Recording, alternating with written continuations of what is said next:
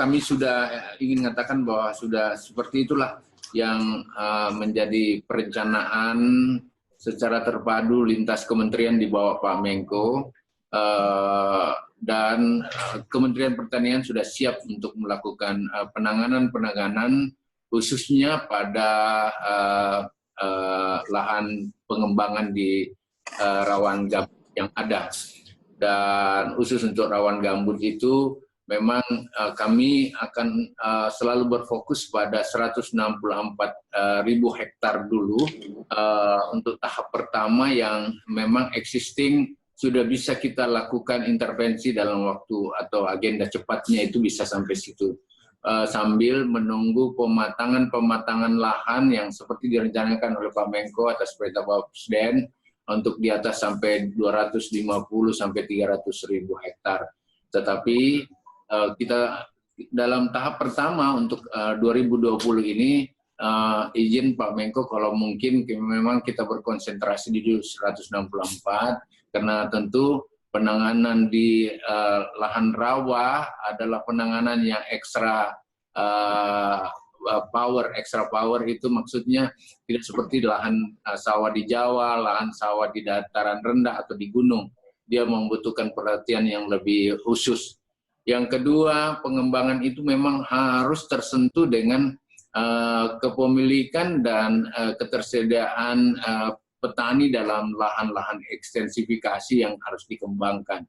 Jadi selain menggunakan mekanisasi yang full system, tentu saja petani-petani itu harus dipersiapkan juga di sana. Dan kalau jumlah ratusan ribu begitu tidak mudah. 1 hektar itu dibutuhkan minimal sekali 2-3 orang. Kalau 100.000 berarti 300.000 orang harus dimukimkan di sana. Belajar dari kegagalan yang lalu adalah kita kurang petani di situ sehingga setelah selesai serbuan tanam, kemudian satu musim ditinggalkan lagi petani dan kemudian lahan itu tertinggal lagi seperti itu. Kami berharap di bawah koordinasi Pak Menko ini kita mempersiapkan yang lebih matang dari hal tersebut, terutama dari petani, terutama dengan koordinasi pemerintah daerah dan transmigrasi yang ada. Itu berkait dengan kesiapan. Oleh karena itu Kementerian Pertanian akan siap menangani dan sudah siap untuk turun.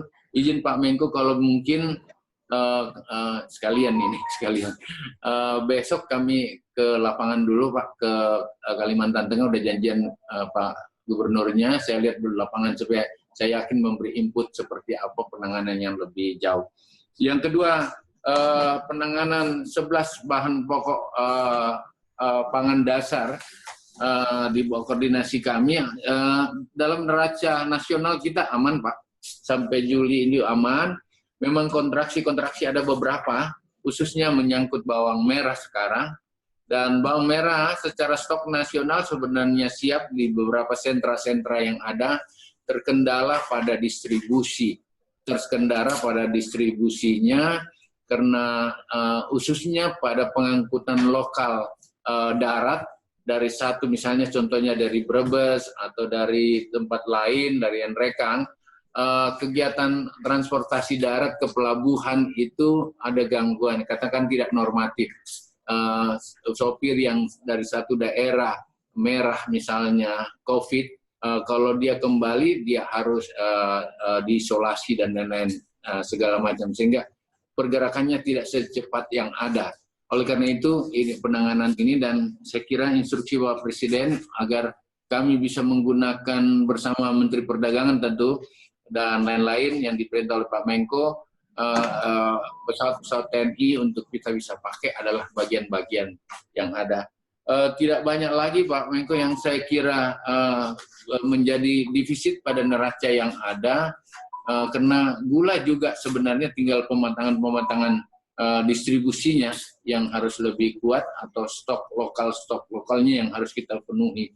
Dan seperti itu kami sudah yakin bahwa kalau dilihat dari neraca yang kami miliki, stok yang sudah kita antisipasi pada daerah-daerah sentra, khususnya yang komoditas yang rawan seperti bawang dan daging, saya kira ini tinggal pematangan pelaksanaan di lokasinya, dan kami sudah siap untuk masuk minimal pada akhir Lebaran, akhir puasa dan masuki Idul Fitri ini. Persiapan-persiapan yang kita akan lakukan koreksi-koreksi yang lebih baik. Bawang merah memang itu peak panennya nanti Juni, peak panennya Juni.